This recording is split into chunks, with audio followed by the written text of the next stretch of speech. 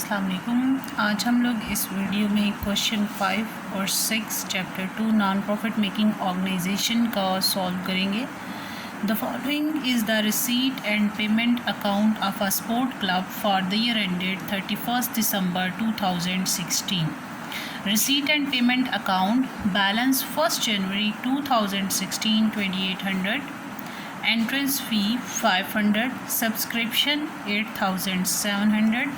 ये सब्सक्रिप्शन के साथ हमें जो हिंट दिया गया है ये हमारी एडजस्टमेंट से रिलेटेड है।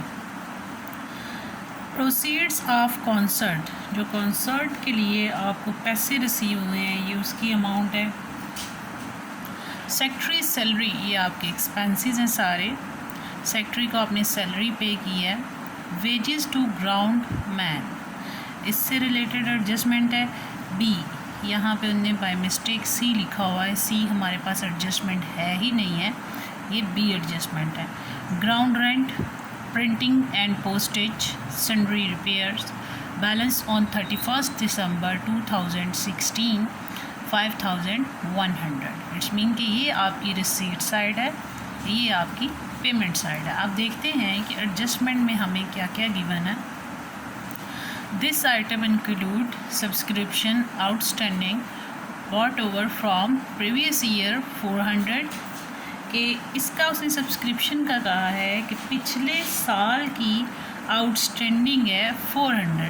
तो जो लास्ट ईयर की आउटस्टैंडिंग्स होती हैं उन्हें हम लोग करंट ईयर में रिलेटेड एक्सपेंस रिलेटेड थिंग से माइनस करते हैं। फिर हमारे पास सेकंड चीज़ आती है the item include 100 applicable to the previous year, यानी कि जो वेजेस हैं इसमें 100 जो है वो प्रीवियस ईयर का इंक्लूड है, वो इसमें से माइनस हो जाएगा। Entrance fees are to be capitalised, यहाँ पे लिखा है entrance fees are to be capitalised. It's mean कि ये सारी की सारी कैपिटलाइज्ड है, इसको हम लोग इनकम में नहीं लिखेंगे। The outstanding liability on 31 December 2016 were sundry repairs। तो जो हमारे ये एक्सपेंस में सन्ड्री रिपेयर हैं उसमें हम 50 ऐड कर देंगे क्योंकि ये करंट ईयर के आउटस्टैंडिंग है। From the above particulars, prepare the income and expenditure account for the year ended 31 December 2016। तो अब हम लोग इसका अकाउंट बनाएंगे जिसमें हम लोगों ने देखना है कि इनकम और एक्सपेंसेस को हम किस तरह वहाँ पे मेंशन करते हैं और हमारे पास सरप्लस आता है या डेफिसिट आता है। तो क्वेश्चन 5 में हमें जो इसका कंपनी का नेम है, मींस जो क्लब का नेम है वो क्या है, स्पोर्ट्स क्लब। तो हम लोग पहले लिखेंगे स्पोर्ट्स क्लब, फिर हम लिखते हैं income and expenditure account for the year ended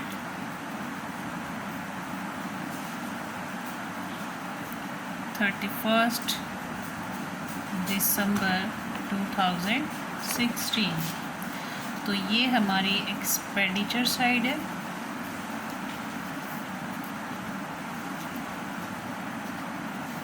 और ये इनकम है। अब हम लोग देखते हैं कि क्या क्या चीज़ें हमारे पास इनकम साइड पे अवेलेबल हैं। तो उसमें हमारे पास एंट्रेंस फीस, तो उसने कहा है कैपिटलाइज्ड, जिसको हम लिखेंगे ही नहीं, सिर्फ सब्सक्रिप्शन। और हमारे पास क्या चीज़ आती है, प्रोसीड्स ऑफ कॉन्सर्ट, यानी 8700 ये है। और इससे रिलेटेड हमारी जो एडजस्टमेंट है जिसमें उसने कहा 400 फ्रॉम लास्ट ईयर है, तो इसमें से 400 8700 में से 400 माइनस हो जाएगा और हम लोग प्रोसीड ऑफ कॉन्सर्ट, ये दो चीज़ें सब्सक्रिप्शन वाली साइड पे लिखेंगे।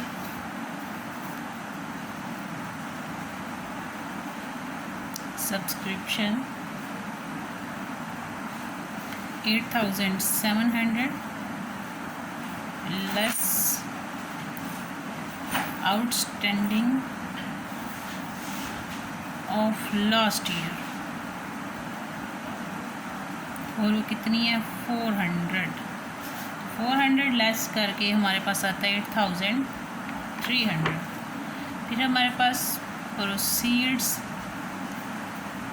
ऑफ कॉन्सर्ट है 2000। अब हमने एक्सपेंसेस लिखने हैं। एक्सपेंसेस वाली साइड पे सेक्रेटरी सैलरी है, वेजेस टू ग्राउंड मैन है और इसकी एडजस्टमेंट है, ये भी हमारे पास प्रीवियस ईयर के इसमें से लेस हो जाएगी। ग्राउंड रेंट है, प्रिंटिंग एंड पोस्टेज है, सन्ड्री रिपेयर्स हैं और इससे रिलेटेड एडजस्टमेंट है हमारे पास करंट ईयर के आउटस्टैंडिंग, वो इसमें ऐड होंगे। तो हम लोग इनको लिखते हैं। सेक्रेटरी सैलरी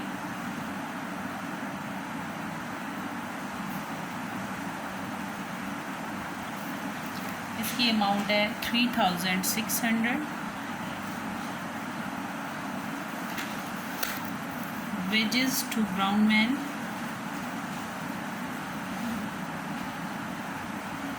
इसकी अमाउंट है 4700 और इसमें हमारे पास एडजस्टमेंट थी कि जो लास्ट ईयर की आपके पास गिवन है आउटस्टैंडिंग ऑफ लास्ट ईयर 100 4600। फिर हमारे पास है रेंट से रिलेटेड हमारी कोई एडजस्टमेंट नहीं थी, हमारा एक्सपेंस है उसको हमने लिखा। फिर हमारे पास प्रिंटिंग एंड स्टेशनरी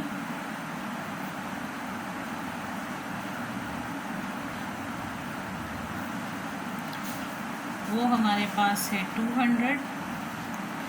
फिर रिपेयर्स हैं और रिपेयर से रिलेटेड हमारी एडजस्टमेंट थी करंट ईयर के outstanding of current year. Rent repairs हमारे पास 200 है, 50 हमारे पास उसकी आउटस्टैंडिंग है और टोटल कितना हो जाएगा 250। इंटरेस्ट फीस हमने नहीं लिखी क्योंकि वो कैपिटलाइज्ड है। अब हम इस सारे का टोटल करेंगे, हमारे पास क्या अमाउंट आती है इसका टोटल करने से।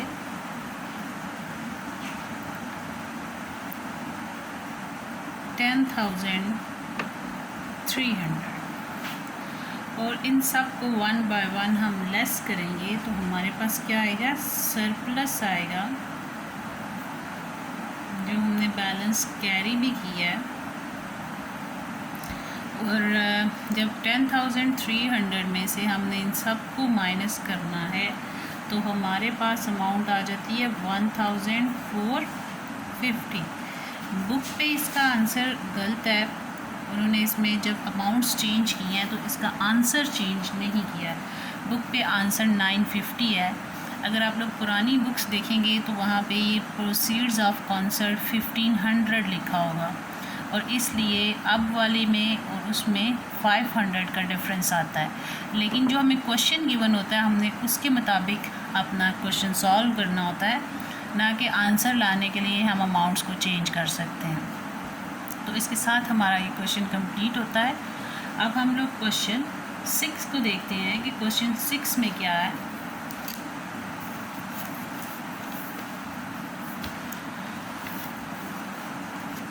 Question 6. From the particular given below, prepare the income and expenditure account on the balance sheet of music club started on 1/4/2016 for the year ended on 31st this March 2017. Receipts हमारे पास है, donation है 12,000, entrance फ़ी है 3,000, subscription है 6,000, rent on a part of a building let out 600, annual grant from the state government 9,600। और government grant हमारे पास क्या है, income है, जो हमें बिल्डिंग के ऊपर रेंट मिला है ये इनकम है। सब्सक्रिप्शन हमारी इसकी इनकम है, डोनेशन इनकम है, एंट्रेंस फीस इनकम है। अब हम देखेंगे कि एडजस्टमेंट में इनसे रिलेटेड क्या बात हुई है। इससे पहले हम लोग इसकी पेमेंट साइड को देखते हैं। लैंड एंड बिल्डिंग फिक्स्ड है, हम लोगों ने लैंड एंड बिल्डिंग को इनकम एंड एक्सपेंडिचर में नहीं लिखना होता, हमने इसे किधर लिखना होता है, बैलेंस शीट में। कॉन्सर्ट एक्सपेंसेस ये हमारा एक्सपेंस है, इसको हम लोग लिखेंगे। Purchase of public address system, ये public address system for long time period है, तो इसके ऊपर अगर हमारी जो डेप्रिसिएशन होगी उसको हम लोग लिखेंगे, जबकि बाकी ये बैलेंस शीट में जाएगा। सैलरीज हमारा एक्सपेंस है, सैलरीज को हम लोग लिखेंगे। Annual award for the musician of the year, जो एनुअल अवार्ड है म्यूजिशियन के लिए, ये भी हमारा एक्सपेंस है। कैश इन हैंड एसेट है, कैश एट बैंक भी एसेट्स हैं और ये बैलेंस शीट में जाएंगे। अब देखते हैं इससे रिलेटेड एडजस्टमेंट क्या है हमारे पास। 1/3 of the entrance fees received was to be credited to revenue. It's mean कि जो एंट्रेंस फ़ी है उसका 1/3 लेंगे, जो अमाउंट आएगी सिर्फ वही रेवेन्यू में लिखनी है, बाकी कैपिटलाइज्ड है उसको हम नहीं लिख सकते। And donation is to be capitalised, इसका मतलब है कि हम लोगों ने जो रेवेन्यू साइड पे लिखना है वो 1/3 ही एंट्रेंस फीस का लिखना है, और डोनेशन से रिलेटेड उसे हमें कोई अमाउंट नहीं दी। इट्स मीन कि ये टोटल हमारे पास कैपिटलाइज होगी। Depreciation land and building 5%, public address system 2%। हम इसकी डेप्रिसिएशन को एक्सपेंस साइड पे लिखेंगे। Outstanding subscription for the year 2016 to 17 200, जो हमारे पास सब्सक्रिप्शन है रिसीवेबल वो 200 है, करंट ईयर की ऐड होगी। Advance receipt of subscription of the year 2017 is 400, जो प्रीपेड होती हैं उसे हम लेस कर देते हैं करंट ईयर को। Salaries unpaid for the year 2016-17 amount to ₹125। अब कह रहे हैं जो सैलरीज़ हैं वो भी अनपेड हैं, मतलब हमारे पास सैलरीज भी आउटस्टैंडिंग गिवन है, हम उसको लिखेंगे, और जो हमारे पास उसकी अमाउंट है वो 125 है। तो अब हम इस क्वेश्चन को सॉल्व करते हैं। तो फिर दोबारा से देखते हैं कि हमारी इनकम साइड पे क्या क्या चीज़ें आनी हैं। इनकम साइड पे आएगी एंट्रेंस फ़ी ओनली 1/3, सब्सक्रिप्शन उसमें करंट ईयर की ऐड होगी और जो प्रीपेड है वो लेस होगी। रेंट जो हमने रिसीव किया वो लिखेंगे और एनुअल गवर्नमेंट ग्रांट को लिखेंगे।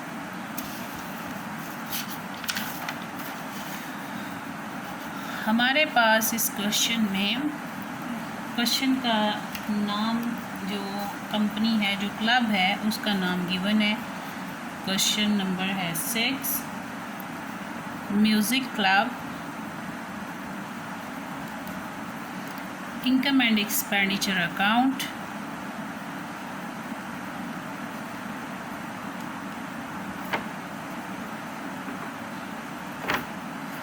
For the year ended,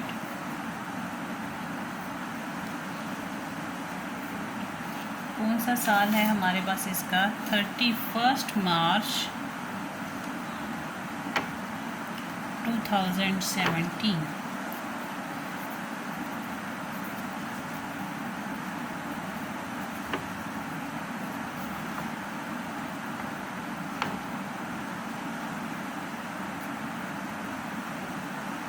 sorry मैंने वो डिटेल लिख दिया, इनकम और यहाँ पे एक्सपेंडिचर। और हम अब अपने पास इनकम लिख लेते हैं।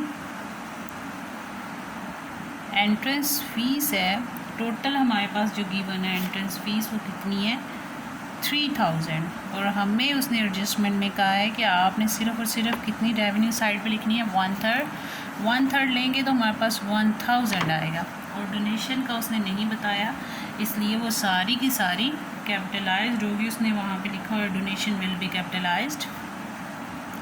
फिर हमारे पास सब्सक्रिप्शन गिवन थी क्वेश्चन में। सब्सक्रिप्शंस कितनी है हमारे पास, 6000। ऐड उसमें होगी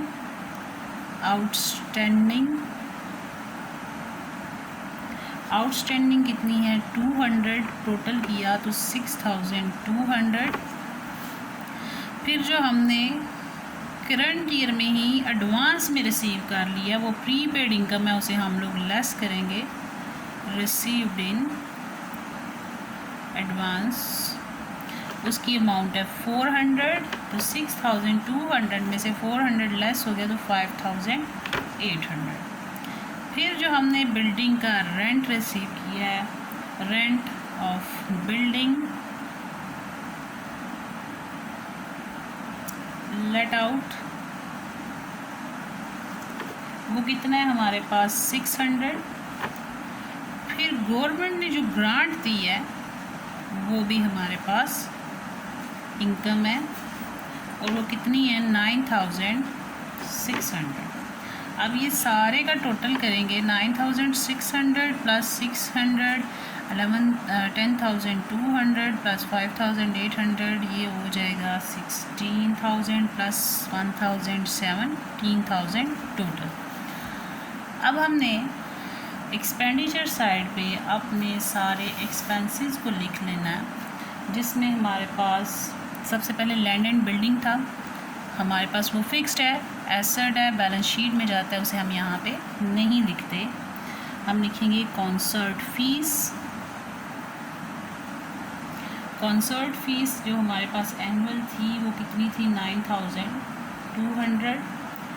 सैलरीज़ है हमारे पास और सैलरीज से रिलेटेड हमारे पास आउटस्टैंडिंग गिवन है, हम लिख लेंगे ऐड आउटस्टैंडिंग।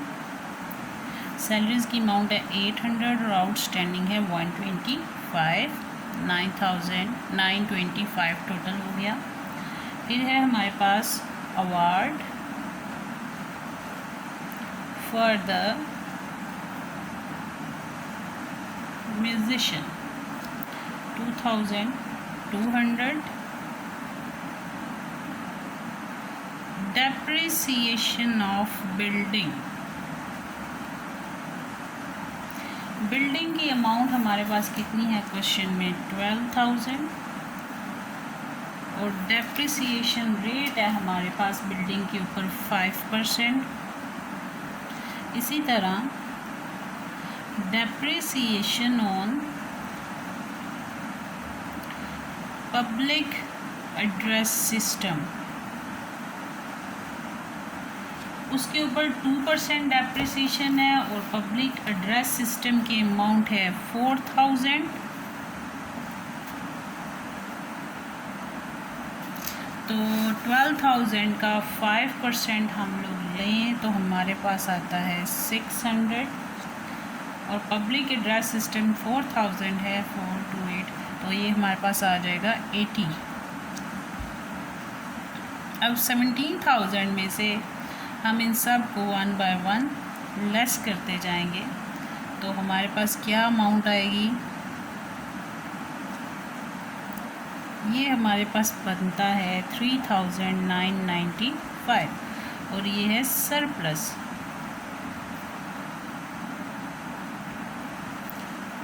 इट्स मीन कि स्पोर्ट्स ये जो म्यूज़िक क्लब है ये भी सरप्लस में जा रहा है, डेफिसिट में नहीं जा रहा है। इन्होंने अपने अकाउंट्स को सही मेंटेन किया हुआ है तो इसका भी बैलेंस ठीक जा रहा है। तो ये हमारा क्वेश्चन 6 है। अब हम इसकी बैलेंस शीट भी बनाएंगे। हम इसे क्वेश्चन में बैलेंस शीट बनाने का भी कहा है। पहले हम लिखेंगे कंपनी नेम म्यूज़िक क्लब, फिर बैलेंस शीट, एज ऑन 31/3/2017। ये हमारी एसेट्स साइड है, रुपीज़, लाइबिलिटीज़ रुपीज़। हमारे पास क्वेश्चन में कौन कौन से एसेट्स गिवन थे वो सारे हम लिखेंगे। हमारे पास क्वेश्चन में है लैंड एंड बिल्डिंग, ये फिक्स्ड है। पहले हम सारे करंट लिख लेते हैं। Cash in hand,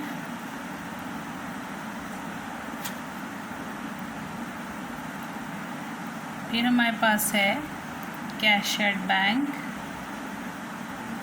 cash in hand कितना है 1,000, कैश एट बैंक है 2,000। बिल्डिंग हमारे पास कितनी है 12,000 और उसकी जो डेप्रिसिएशन हमने निकाली थी क्वेश्चन में 600। 12,000 में से 600 लेस हो गया 11,400 आ गया। अब हमारे पास था पब्लिक एड्रेस सिस्टम,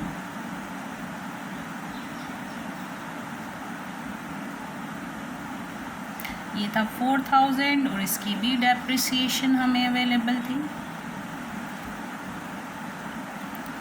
इसकी डेप्रिसिएशन हमारे पास कितनी आई थी 84,000 में से 80 को हमने लेस किया तो हमारे पास कितना आ जाता है 3,920।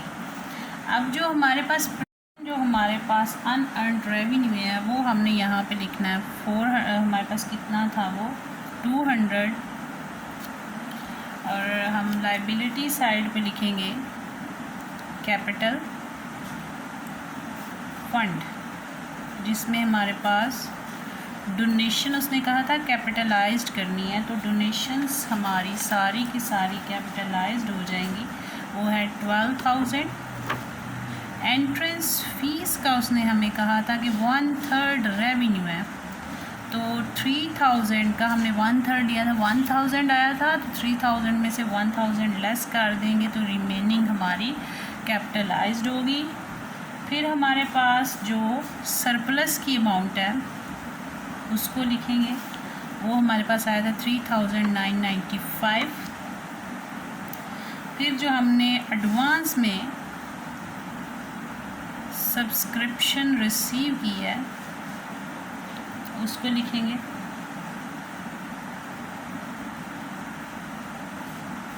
कितनी एडवांस सब्सक्रिप्शन हमारे पास 400 और आउटस्टैंडिंग सैलरीज वो कितनी है हमारे पास 125। अब हम इन सब का टोटल कर लेंगे